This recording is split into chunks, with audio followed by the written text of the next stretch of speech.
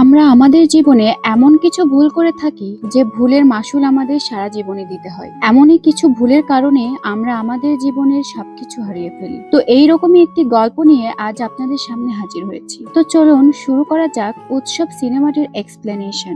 ইনি হলেন মিস্টার জাহাঙ্গীর। এই ব্যক্তি এতটাই কৃপণ যে পাড়ার লোকজন তার নাম দিয়েছে খাইস্টা জাহাঙ্গীর। এমনকি পাড়ার ছেলে পেলে তার নামে ব্যানার পর্যন্ত টাঙিয়েছে। তো চলুন গল্প শুরু করা যাক। চাঁদ রাতের দিন জাহাঙ্গীর সাহেব ডক্টর এজাজের বাড়িতে যায়। ডক্টর জাহাঙ্গীরকে জিজ্ঞেস করে, হঠাৎ আপনি এই সময়? জাহাঙ্গীর জানায়, আপনি ছাড়া এই সময় এই পাড়াতে অন্য কোনো ডক্টর নেই, এই জন্য। ডক্টর বলে, সবই তো বুঝলাম, কিন্তু আপনি দরজা ধাক্কা দিচ্ছিলেন কেন? কলিং বেলে চাপ দিলেই তো হতো। জাহাঙ্গীর জানায় যে সে ভুলে গিয়েছিল। ডক্টর তাকে জিজ্ঞেস করে, তো বলুন আপনার কি হয়েছে, এত অস্থির লাগছে কেন? জাহাঙ্গীর জানায়, আমি খুব বিরক্ত হয়ে আছি। আজ রাত থেকে শরীরটা খুব খারাপ লাগছিল। ডক্টর মস্করা করে বলে, সেই জন্যই তো এসেছেন আমার বাড়িতে, ঈদের দাওয়াত তো আর দিতে আসেননি।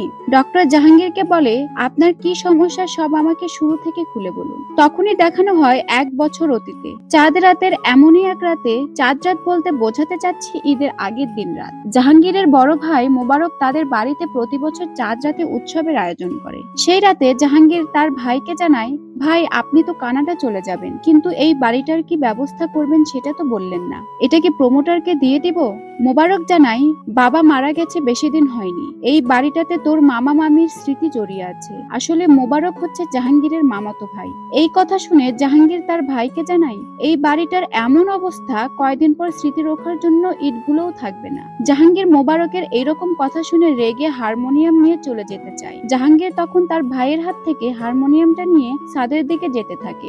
ছাদে ওঠার সময় জাহাঙ্গীরের ভাগিনা এসে বলে, মামা আমি কানাডা থেকে একেবারে চলে এসেছি। তখন জাহাঙ্গীর তাকে বলে, কেন তুই কানাডায় কোনো আকাম কুকাম করে এসেছিস নাকি? এইসব কথাবার্তা বলে তারা ছাদে চলে যায়। তখন জাহাঙ্গীরের ভাই মোবারক তার আয়োজিত এই উৎসবে সকল অতিথিদের আসার জন্য অভিনন্দন জানায়, আর রমজানের এই রোজা শেষে গানটি সবাইকে নিয়ে গাইতে শুরু করে। হঠাৎ গানের মাঝখানেই মোবারক হার্ট অ্যাটাক করে মারা যায়। ফিরে আবার দেখানো হয় 1 বছর পরে। জাহাঙ্গীরের বাড়িতে এক এতিমখানা থেকে হুজুর এসেছে। তারা জাহাঙ্গীরকে জানায়, ঈদের দিন এই এতিম বাচ্চাদের জন্য একটু ভালো মন্দ খাওয়ার ব্যবস্থা করব, তাই সবার কাছে সাহায্যের জন্য হাত বাড়িয়েছি। পাড়ার সবাই সাহায্য করেছে, আপনি একটু সাহায্য করুন এই এতিম বাচ্চাদের জন্য।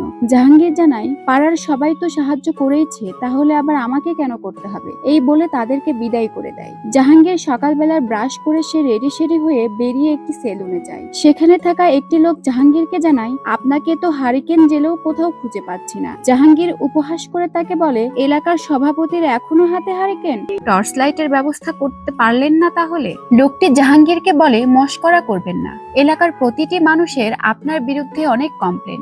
জাহাঙ্গীর জিজ্ঞেস করে, তো কি কমপ্লেন একটু শুনি। লোকটি জানায়, আপনি নাকি পাড়াতে পুলিশ এনেছিলেন, আপনার জন্য রোজা রমজানের দিন 6 ঘন্টা কারেন্ট ছিল না, পাশের বাড়ির নিম গাছের ডাল কেটে দিয়েছেন।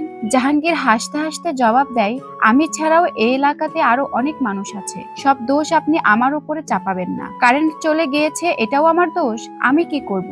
এটা আপনি বিদ্যুৎ অফিসে গিয়ে জিজ্ঞেস করুন। নিম গাছের ডাল ভেঙে গেছে, সেদিন অনেক ঝড় উঠেছিল, সেই জন্য হয়তো নিম গাছের ডালটি ভেঙে গেছে। আপনার যদি আরো কমপ্লেন থাকে সেটা আপনি লিখিত আমাকে দিয়েন, আমি আপনাকে লিখিত জবাব দেব। এই বলে জাহাঙ্গীর ওখান থেকে বেরিয়ে যায়। রাতে জাহাঙ্গীরের ভাগিনা জয় জাহাঙ্গীরকে ঈদের দাওয়াত দিতে আসলে জাহাঙ্গীর তার সাথে ঠিকমতো কথা বলে না।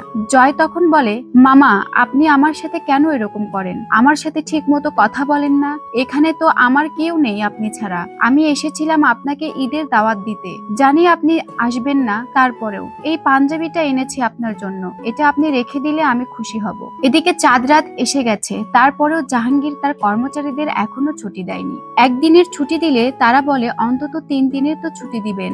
জাহাঙ্গীর জানায়, ঈদের 2 দিন পরে একটা খাতনার প্রোগ্রাম আছে। আসলে জাহাঙ্গীররা ডেকোরেটরের বিজনেস করে। কর্মচারী তখন জানায়, মুবারক ভাই থাকতে তিনি ঈদের 1 সপ্তাহ পর পর্যন্ত কোনো কাজ নিতেন না। জাহাঙ্গীর তখন জানায়, কই তোমাদের মুবারক ভাই? নেই তো, তাই আমি যা বলছি তাই হবে। রাতে জাহাঙ্গীর 1 প্যাকেট বিরিয়ানি কিনে নিয়ে বাড়ি যাওয়ার সময় পাড়ার এক ছেলে তাকে বলে, আজ তো মুবারক ভাইয়ের মৃত্যুবার্ষিকী, কবরটা কি জিয়ারত করতে গিয়েছিলেন? জাহাঙ্গীর জানায়, চাঁদ রাত তো প্রত্যেক বছরেই আসে, তাই বলে প্রতি বছর চাঁদ রাত কি মুবারক ভাইয়ের মৃত্যুবার্ষিকী হবে? আরো 10 দিন বাকি আছে। সেই ছেলেটি বলে, আপনি যেন আপনার ভাইকে মনে রাখেন, সেই জন্যই হয়তো আল্লাহ পাক এই বিশেষ দিনে আপনার ভাইকে উঠিয়ে নিয়েছে। জাহাঙ্গীর জানায়, জানায়, বুঝেছি, তোকে বকশিস না দিলে তুই আমাকে ছাড়বি না। তাই বলে কয়েকটা 2 টাকার নোট সে ছেলেটির হাতে দেয়। ছেলেটি বলে, আমি ভেবেছিলাম আপনার থেকে বকশিস নিয়ে আমার স্কুটারে তেল উঠাবো, আর হলো না। মোবারক তখন তাকে যে 2 টাকাগুলো দিয়েছিল সেগুলো নিয়ে নেয় আর জানায়, আমি তো ভুলেই গিয়েছিলাম, তুই যে তোর স্কুটার আমার বাড়িতে রেখেছিলিস তার ভাড়া হিসেবে এটা নিয়ে নিলাম।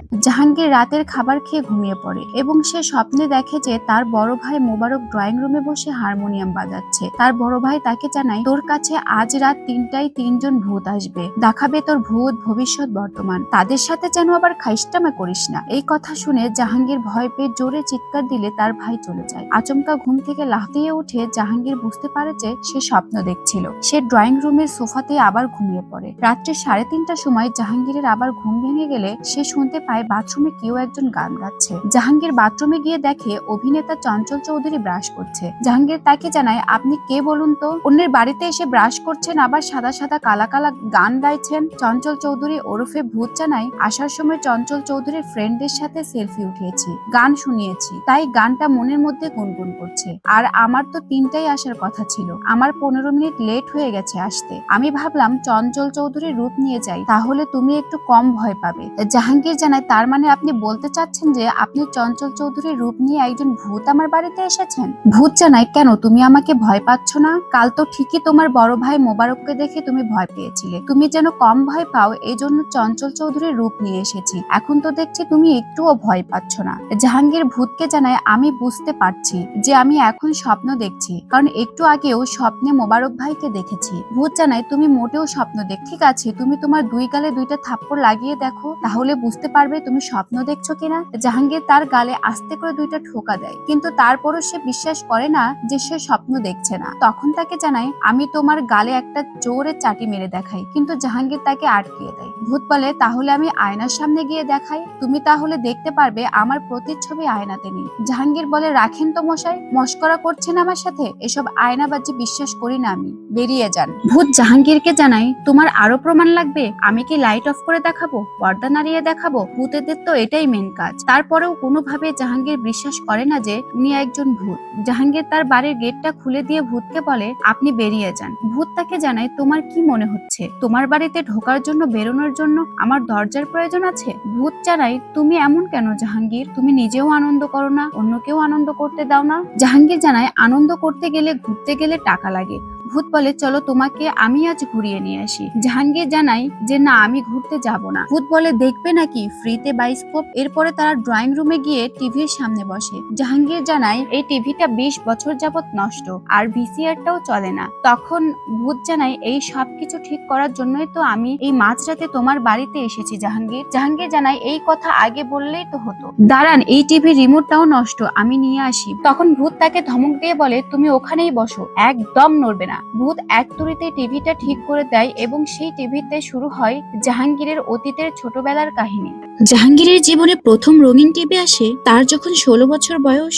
সেই সময়, সেই 80-র দশকের কথা। এমনই এক চাঁদ রাতের দিনে আর্জেন্টিনার খেলা দেখার জন্য জাহাঙ্গীরের বাবা টিভিটি নিয়ে হাজির হয়। এই রঙিন টিভির মতো জাহাঙ্গীরের জীবনটা খুব একটা বেশি দিন রঙিন থাকেনি, কারণ ট্রেন দুর্ঘটনায় জাহাঙ্গীরের মা বাবা মারা যায়। তাই জাহাঙ্গীর আর জাহাঙ্গীরের বোনের জায়গা হয় তাদের মামা বাড়িতে। জাহাঙ্গীরের মামা মামি অনেকদিন পর্যন্ত নিঃসন্তান ছিলেন। আপন মানুষের অভাব টের পাওয়া তাদের পুরনো অভ্যাস ছিল, তাই জাহাঙ্গীর আর জয়ীকে আপন করে নিতে তাদের কোনো সমস্যা হয়নি। সবকিছুর পরেও জাহাঙ্গীরের মনের ভিতরে যত দুঃখ ছিল, কিছুটা সে ভুলে থাকতো টিভির সামনে বসে, আর বাকিটা মনে করতে দিত না তার মামাতো ভাই মোবারক। মোবারক জাহাঙ্গীরকে অনেক ভালোবাসতো এবং তাকে সবসময় আগলে রাখতো। তারা দুজন মিলে সিনেমা দেখতে যেত, মজা করত। ভূত জানায়, জাহাঙ্গীর খুব অল্প দিনের মধ্যেই নিজেকে শোলে সিনেমা ধর্মেন্দ্র আর মোবারককে অমিতাভ বচ্চন মনে করা শুরু করে। ঠিক তখনই জাহাঙ্গীর ভূতকে বলে, পজ করেন, আপনি যেটা জানেন না সেটা নিয়ে বলছেন কেন? আমাকে কোন অ্যাঙ্গেল থেকে ধর্মেন্দ্র মনে হয়? আপনি যে সময়ের কথা বলছেন সেই সময় তো আমি শোলে সিনেমা দেখিনি, আর আমি নিজেকে ছোটবেলা থেকে অমিতাভ বচ্চন মনে করতাম। ভূত জানায়, আমি ভাবলাম সিনেমার রেফারেন্স দিলে দর্শকদের একটু বুঝতে সুবিধা হবে। জাহাঙ্গীর জানায়, প্লিজ আপনি একটু চুপ থাকেন, টিভিটা চালু করে দেন, আমি দেখি। এর মধ্যে জাহাঙ্গীরের বোনের বিয়ে হয়ে যায়। সে সময় চাকরি পাওয়া ছিল সোনার হরিণের মতো, তাই জাহাঙ্গীর আর মোবারক দুই ভাই মিলে একটি ভিডিও ক্যাসেটের ব্যবসা দিয়েছিল। তারা বিভিন্ন জায়গা থেকে ভিডিও অডিও ক্যাসেট নিয়ে মানুষকে ভাড়া দিত। ব্যবসাটাও বেশ মোটামুটি জমজমাট হয়ে উঠেছিল। মোবারক ছোট এক গ্রামের মানুষ হলেও তার মনের স্বপ্নটা ছিল অনেক বড়। তাই মোবারক তার মা বাবাকে নিয়ে ঢাকায় যায় নতুন কোনো ব্যবসার উদ্দেশ্যে। এইদিকে জাহাঙ্গীরের দুলো ভাই লন্ডন চলে গেলে জাহাঙ্গীরের বোন জুই তার শ্বশুর বাড়িতে মানিয়ে নিতে পারেনি। সে অনেক চেষ্টা করেছিল কিন্তু হয়নি। তারপরে সে চলে আসে জাহাঙ্গীরের কাছে। মনের দুঃখে কষ্টে জুইয়ের বেঁচে থাকার ইচ্ছাটাও চলে গিয়েছিল, আর শরীরে বাসা নিয়েছিল মরণবাদী রোগ ক্যান্সার। এই সময় জাহাঙ্গীর আবার টিভিতে তার বোনের কান্না দেখে ভূতকে বলে, ওখানে কি আমি একটু যেতে পারবো, ওদের সাথে কথা বলতে পারবো? ভূত জানায় টেলিভিশনের মধ্যে ঢোকার এখতিয়ার নেই, আরো অনেক কাজ বাকি আছে। জাহাঙ্গীর ভূতকে জানায়, আমরা কি আর কিছুক্ষণ এখানে থাকতে পারি? ভূত জাহাঙ্গীরকে জিজ্ঞেস করে, নিজের ভাগ্যকে কি কখনো দোষ দাও? জাহাঙ্গীর উত্তরে বলে যে না, নিজেকে দোষ দেই। এরপরে দেখানো হয় হঠাৎ জাহাঙ্গীরের বোন মারা যায়। জাহাঙ্গীরের দুলাভাই আবার জাহাঙ্গীরের ভাগিনাকে রেখে লন্ডনে চলে যায়। ভূত এই সিনটি দেখে অনেক ইমোশনাল হয়ে যায় আর টিভিটা পজ করে দেয়। ভূত বলে, এখন খুশির কিছু দেখা যাক। ভূত জাহাঙ্গীরকে জিজ্ঞেস করে, তোমার জীবনে কি শুধু ক্রাইসিস আর ট্র্যাজেডি ছিল, আর অন্য কিছু ছিল না? জাহাঙ্গীর বলে, কি কমেডি? ভূত বলে, কমেডি তো তোমার জীবনে এখন চলছে। আমি বলছি যে তোমার জীবনে কি কখনো বৃষ্টি ছাড়া ঝড় আসেনি? জাহাঙ্গীর জানায়, এসেছিল তো, শুধু ঝড় না, সাইক্লোন, 10 নম্বর বিপদ সংকেত। আবার তার অতীতের কাহিনী দেখানো হয়, যেখানে জাহাঙ্গীরের দোকান থেকে একটি মেয়ে ভিডিও ক্যাসেট নিয়ে গিয়েছিল। পরের দিন সে আবার জাহাঙ্গীরের দোকানে এসে জানায়, এটা আমাকে কিসের ক্যাসেট দিয়েছেন? আপনি বলেছিলেন এটাতে নাকি শাহরুখ খানের সিনেমা আছে, কিন্তু তা তো নেই। এমন এক ক্যাসেট দিয়েছেন যা জায়গায় জায়গায় থেমে যায়, আর এমন জায়গায় গিয়ে থামে। ছি ছি ছি ছি ছি। জাহাঙ্গীর তাকে জানায়, আমি ভুল করে দিয়ে ফেলেছি, আমি আপনাকে এখনই শাহরুখ খানের সিনেমার ক্যাসেটটি দিচ্ছি। মেয়েটি বলে যে আমি আর নিব না, তাই বলে রাগ করে ওখান থেকে চলে যায়। জাহাঙ্গীরের মেয়েটিকে ভালো লেগে যায়। মেয়েটির নাম হচ্ছে জেসমিন। রাস্তায় দাঁড়িয়ে জেসমিনকে একটি ভিডিও ক্যাসেট দেয় জাহাঙ্গীর। পরে জেসমিন ক্যাসেট ফেরত দিতে আসলে জাহাঙ্গীর জানায়, এটা আপনাকে ভাড়া হিসেবে দেয়নি, আমার ভাগিনা জয় এটা আপনাকে গিফট করেছে। জেসমিন তখন জিজ্ঞেস করে, কেন? তখন জয় জানায়, তার সিনেমা দেখার মানুষ নেই। জাহাঙ্গীরও জানায়, তারও সিনেমা দেখার মানুষ নেই, আর কখনো মানুষ খোঁজার সময়ও হয়নি। জেসমিন জানায়, তো মানুষ খোঁজেন তাহলে, বয়সও তো হয়ে যাচ্ছে, আর সিনেমা দেখতে মন চাইলে আমাদের বাসায় চলে আসবেন। এভাবে তাদের মধ্যে একটু টুকটাক কথাবার্তা হয়। হঠাৎ একদিন জাহাঙ্গীর জেসমিনের বাড়িতে বিয়ের প্রস্তাব নিয়ে যায়। সেটা দেখে জেসমিন রেগে যায়। সে বলে, আপনি আমার বাড়িতে আমাকে না জানিয়ে বিয়ের প্রস্তাব নিয়ে এসেছেন, আমি তো পড়াশোনা করতে চাই। জাহাঙ্গীর জানায়, তোমার পড়াশোনা নিয়ে তো আমার কোনো আপত্তি নেই। জেসমিন তখন বলে, তাহলে আমাকে কথা দিন আপনি আমাকে ঢাকাতে পড়াশোনা করতে দিবেন। জাহাঙ্গীর এই শর্তে রাজি হয়। জাহাঙ্গীরও একটা শর্ত রেখে বলে যে, আমার ভাগিনা জয় আমার কাছেই থাকবে, তুমি ওকে নিজের ছেলের মতো মানুষ করবে। জেসমিন এটাতে রাজি হয়ে যায়। আর তাদের বিয়ে হয়ে গেলে ফুলসজ্জার রাতে জেসমিন জাহাঙ্গীরকে জানায়, আমাকে না জানিয়ে আমার বাড়িতে বিয়ের প্রস্তাব পাঠানোর কারণে আপনার একটা শাস্তি আছে। তখন জেসমিন শাস্তি হিসেবে জাহাঙ্গীরকে মেঝেতে শুতে দেয়। এদিকে ভূত জাহাঙ্গীরকে জিজ্ঞেস করে, তোমার কি উচিত ছিল না বিয়ের আগে জেসমিনকে জানানো যে তুমি তাকে বিয়ে করতে চাও? জাহাঙ্গীর জানায়, তখন আমি চোখ থাকতেও অন্ধ ছিলাম। ভূত জানায়, মানুষের চোখ কখনো অন্ধ হয় না, মানুষের মন অন্ধ হয়। জাহাঙ্গীর ভূতের দিকে ফিরলে দেখে যে ভূত ওখানে নেই। জাহাঙ্গীর তো ভয় পেয়ে ওর বাড়ি থেকে বেরিয়ে তাদের ডেকোরেটরের দোকানে চলে আসে। সেখানে থাকা একটা সোফার উপরে ঘুমিয়ে পড়ে। দেখা যায় কেউ একজন জাহাঙ্গীর নাক ডাকছে, সেটার ভিডিও করে পোস্ট করছে। একটু পরে জাহাঙ্গীরের আবার ঘুম ভেঙে গেলে সে দেখে সেখানে জয়া আহসান বসে আছে। জাহাঙ্গীর তাকে দেখে জানায়, আমি তো আপনাকে চিনি, আপনি তো জয়া আহসান, আমি আপনার অনেক বড় ফ্যান, আপনার আমি নাটক সিনেমা সব দেখেছি। জয়া আহসান খুব ভালো অভিনয় করে, কিন্তু আপনি এখন এখান থেকে বেরিয়ে যান। ভূত বলে, ভালো অভিনয় করে? ও তো একজন নেকা, আপনি নাকি জয়া আহসানকে পছন্দ করেন, তাই ওর রূপ নিয়ে আসলাম। ঘরটার কি অবস্থা করে রেখেছেন, এই জায়গাটা আমার ভালো লাগছে না, আপনাকে নিয়ে অন্য কোথাও যাব। তাই বলে এক তুড়িতেই তারা মধুমিতা হলে চলে আসে। সেখানে গিয়ে ভূত সিনেমা হলে জাহাঙ্গীরের সংসার জীবনের কাহিনী দেখায়। সেখানে তার সংসার জীবনে করা ছোটখাটো ভুলগুলো দেখানো হয়। যেমন কুরবানি ঈদের এমনই একদিনে জাহাঙ্গীর জেসমিনকে বলছে, মাংস কি চুরি হয়ে গেছে নাকি? জেসমিন জানায়, কেন মাংস চুরি হবে কেন? জাহাঙ্গীর বলে, ছাগল কুরবানি দিলাম, সেখানে মাংস হয়েছিল 17.5 কেজি, এখন দেখছি 7 কেজি আছে, তাহলে বাকি মাংস কি হয়ে গেল? জেসমিন জানায়, আমি মনে হয় গরিব মানুষদের বিলিয়ে দিতে দিতে একটু বেশিই দিয়ে ফেলেছি। জাহাঙ্গীর রেগে গিয়ে বলে, এইভাবে সংসারে খরচ করতে থাকলে তো রাজার ভান্ডারও শেষ হয়ে যাবে। এই সিন দেখার পরে জাহাঙ্গীর ভূতকে বলে, আপনি আমাকে এইসব কেন দেখাচ্ছেন? তখন আবার দেখানো হয় মাংস জেসমিন দেয়নি, জাহাঙ্গীরের ভাগিনা জয় বিলিয়েছিল। এইটা দেখে জাহাঙ্গীর বলে, আমি তো এই ঘটনা জানি না। ভূত তখন তাকে বলে, তুমি জীবনের এরকম অনেক ঘটনা মিস করে গেছো যেগুলোর সত্যতা তুমি জানোই না। এর মধ্যে একদিন জাহাঙ্গীরের ভাগিনা জয়কে তার বাবা লন্ডনে নিয়ে চলে যায়। এর কারণে জাহাঙ্গীর জেসমিনের উপরে রাগারাগি করে, বলে তুমি যদি জয়কে আগলে রাখতে পারতে তাহলে জয়ের বাবা ওকে নিয়ে যেতে পারতো না। এই কথাতে জেসমিন অনেক কষ্ট পায়, কারণ সে জয়কে নিজের ছেলের মতোই আগলে রেখেছিল। জেসমিন পরীক্ষা দিতে যাবে বলে অ্যাডমিট কার্ড উঠিয়ে নিয়ে এসেছিল। জাহাঙ্গীর সেই অ্যাডমিট কার্ড লুকিয়ে রাখার কারণে জেসমিন পরীক্ষা দিতে যেতে পারে না। একদিন হঠাৎ জেসমিন সেই অ্যাডমিট কার্ড খুঁজে পায়। তারপরে তার যত রকমের বই ছিল সেগুলো আগুন দিয়ে পুড়ে ফেলতে থাকে। হঠাৎ তখনই জাহাঙ্গীর এসে তাকে জানায়, তুমি এসব কি করছো? তুমি আমার ঘর বাড়ি পুড়িয়ে দেবে নাকি? জেসমিন জানায়, আমি ভেবেছিলাম আমার দেয়ালে পিঠ ঠেকে গেছে, পরে দেখি আমার পেছনেতে কোনো দেয়াল নেই, আমার পেছনেতে তুমি দাঁড়িয়ে আছো।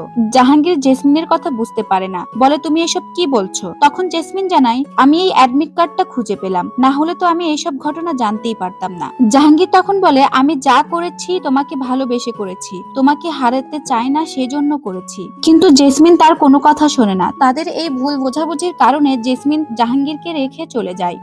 পরে জাহাঙ্গীরও তার সেই বাড়ি ছেড়ে চলে যায়। ভূত জাহাঙ্গীরকে বলে, তারপরে তুমি কি জেসমিনকে খুঁজে পেয়েছিলে? জাহাঙ্গীর জানায়, আমি আর চেষ্টা করিনি, কারণ যে নিজের থেকে নিরুদ্দেশ হয় তাকে পাওয়া যায় না। ভূত বলে, ঠিকই বলেছো, যে ডানা মেলে উঠতে চায় তার ডানাটা না কেটে দেওয়াই ভালো। এই বলে ভূত তাকে তার সেই ডেকোরেটরের রুমে রেখে গায়েব হয়ে যায়। জাহাঙ্গীর ওখান থেকে দৌড়ে বেরিয়ে রাস্তা দিয়ে যেতে থাকে। আর তখনই অপি করিমের সাথে তার দেখা হয়। প্রথমে সে অপি করিমকে দেখে চিনতে পারেনি, তারপরে চিনতে পারে। ভূত বলে, আমি অপি করিমের রূপ নিয়ে এসেছি, তাও তুমি আমাকে চিনতে পারছো না? জাহাঙ্গীর জানায়, চিনতে পেরেছি, আমি তো আপনার অনেক নাটক সিনেমা দেখেছি, আমি এখন যাই। তখন অপি করিমের ভূতকে বলে, যাবে কি, আপনি আমার হাত ধরুন। তাই বলে তাকে নিয়ে 6 ঘন্টা ভবিষ্যতে নিয়ে যায় তারই এক কর্মচারীর বাড়িতে। সেখানে গিয়ে জাহাঙ্গীর দেখে তার কর্মচারীর ছেলে অসুস্থ। তার এই কৃপণতার জন্য তার কর্মচারীর পরিবারে কত রকম সমস্যার সম্মুখীন হতে হয়। জাহাঙ্গীর ভূতকে জানায়, আমি তো জানি না যে আমার কর্মচারীদের এত অভাব। ভূত জাহাঙ্গীরকে নিয়ে ওখান থেকে জয়ের বাড়িতে যায়। জাহাঙ্গীর সেখানে গিয়ে দেখে জয়ের বউ জয়কে বলছে, তোমার মামাকে তুমি প্রতি বছর দাওয়াত করে আসো, কিন্তু সে একটা বারও আমাদের বাসায় আসে না। সে কি মনে করে যে তুমি তার সকল সম্পত্তি নিয়ে নেবে? আমাদের কি কিছুই নেই? তুমি তার জন্য কানাডা থেকে চলে আসলে। জয় জানায়, আমার নাই মামার থেকে কানা মামাই ভালো। এসব কথাবার্তা শুনে জাহাঙ্গীর মনে অনেক কষ্ট পায়। সে ভূতকে জানায়, আমি আর এখানে থাকতে চাই না, আমাকে অন্য কোথাও নিয়ে চলুন। তাই বলে ভূতের দিকে হাত বাড়িয়ে দেয়। এরপর ভূত তাকে নিয়ে জেসমিনের বাড়িতে নিয়ে যায়। সেখানে গিয়ে জাহাঙ্গীর দেখে জেসমিনের বিয়ে হয়ে গিয়েছে। এতদিন সে বিদেশে টিচারি করেছে, এখন কিছুদিন হলো দেশে ফিরেছে। তাদের একটা ছেলেও আছে। ভূত তাকে এসব দেখিয়ে তাকে নিয়ে আবার সেই রাস্তায় চলে যায়। ভূত জাহাঙ্গীরকে জানায়, তোমাকে একটা অ্যাডভাইস দিব, খোলা আকাশের ভয়ে নিজেকে কখনো আটকিয়ে রেখো না। নতুন করে কিছু শুরু করতে কোনো উপলক্ষর প্রয়োজন হয় না। তোমার ভাগ্য ভালো যে তুমি নিজেকে শুধরানোর একটা সুযোগ পেয়েছো। এই কথা বলে ভূত ওখান থেকে উধাও হয়ে যায়। তখনই আবার বর্তমানে দেখানো হয় জাহাঙ্গীর সেই ডাক্তারের কাছে বলছে, তাহলে আমি অপি করিম, জয়া আহসান, চঞ্চল চৌধুরীকে যে দেখলাম। ডক্টর জানায়, হ্যাঁ দেখেছিলেন তো, কিন্তু সেটা আপনার স্বপ্ন। জাহাঙ্গীর জানায়, আমি ঘুমিয়েই স্বপ্ন দেখি না, আবার জেগে জেগে স্বপ্ন দেখলাম। ডক্টর বলে, স্বপ্নে আপনি যা যা দেখেছেন সবই আপনার মনের ছিল। তারা স্বপ্নে আপনাকে যা যা দেখিয়েছিল এই সবকিছুই আপনার মনের মধ্যে ছিল। আপনি হয়তো বা জেসমিনকে কোথাও না কোথাও দেখেছেন, যার কারণে আপনার স্বপ্নে এসব এসেছে। আপনি এগুলো স্বপ্ন দেখেছেন না আপনার সাথে সত্যিই ঘটেছে সেটা প্রমাণ করার জন্য আপনি আরেকবার বাড়িতে গিয়ে চেক করুন। জাহাঙ্গীর বাড়িতে গিয়ে দেখে সব জায়গায় সব জিনিস ঠিকমতোই রাখা আছে। ডক্টর জাহাঙ্গীরকে জানাই, মানুষের জীবনে অতীতের কিছু গল্প থেকে যায়, সেটার শেষ নিজেকেই করতে হয়। যা করবেন তাড়াতাড়ি করবেন। জাহাঙ্গীর ডাক্তারকে জানাই, আজ জীবনের এই প্রথম কোনো কথা বুঝতে পারলাম। ডক্টরকে ধন্যবাদ জানিয়ে জাহাঙ্গীর ওখান থেকে বেরিয়ে যায়। ঈদের দিন সকালে জাহাঙ্গীর জয়ের দেওয়া পাঞ্জাবিটা পরে কবরস্থানে গিয়ে তার বড় ভাই মোবারকের কবর জিয়ারত করে। আর পাড়ায় সেই ছেলেটাকে 2000 টাকা ঈদের সালামি দিয়ে তার স্কুটার নিয়ে জেসমিনের বাড়িতে যায় জেসমিনের সাথে দেখা করতে। জেসমিন তাকে জিজ্ঞেস করে, আপনি বিয়ে করেননি? জাহাঙ্গীর জানায়, এমন মেয়ে আর পায়নি যার পরীক্ষার আগে অ্যাডমিট কার্ডটা লুকিয়ে রাখা যায়। জাহাঙ্গীর জেসমিনকে জানায়, তোমার মেয়ে দেখে মনে হয় তোর বাবার মতোই হয়েছে। জেসমিন জানায় যে না, ও আপনার মতো দেখতে হয়েছে। জেসমিন তাকে জানায়, আপনার মেয়েকে আমি আপনার পরিচয়ে বড় করেছি। জাহাঙ্গীর বুঝতে পারে যে মেয়েটা ওর নিজের। জেসমিন বলে যে মেয়ে বাহিরে ঘুরতে গেছে, ওর সাথে দেখা করে নিবেন। জাহাঙ্গীর পরে এক রেস্টুরেন্টে তার মেয়ের সাথে দেখা করে। জাহাঙ্গীর তার মেয়েকে বলে, তুমি যদি আমার বাড়িতে আসতে 4টা ডাল ভাত খেতে আমি খুব খুশি হতাম, আর আমার এইটুকুই সামর্থ্য আছে মা। জাহাঙ্গীর তার বাড়িতে তার বড় ভাই মোবারকের মতোই একটা উৎসবের আয়োজন করে। জাহাঙ্গীর সবাইকে জানাই, আমি আমার জীবন থেকে সবাইকে হারিয়েছি খুবই অল্প সময়ে। সবাই আমার জীবনে ছোট্ট ছোট্ট ছোট্ট করে রোল প্লে করে চলে গেছে। আজ আমি কথা দিচ্ছি যে আমার মোবারক ভাইকে স্মরণ করে এই মোবারক ভিলা কোনো দিন ভাঙবো না। সেই অনুষ্ঠানে আরো অনেক অতিথি আত্মীয় স্বজন থাকে। জাহাঙ্গীরের মেয়েও সেখানে আসে। জাহাঙ্গীর নিজেকে পরিবর্তন করে ফেলেছে। এদিকে জয়া আহসান, অপি করিম ও চঞ্চল চৌধুরীর ভূত এরা বলছে আজ জাহাঙ্গীরের বাড়িতে অনুষ্ঠান চলছে, তার মানে আমাদের প্ল্যান সাকসেসফুল। আমরা জাহাঙ্গীরকে পরিবর্তন করতে পেরেছি। এখানেই এই উৎসব গল্পের কাহিনীটি শেষ হয়ে যায়। ভিডিওটি যদি ভালো লেগে থাকে তাহলে সাবস্ক্রাইব করে আমাদের পাশেই থাকবেন। এতক্ষণ সাথে থাকার জন্য ধন্যবাদ।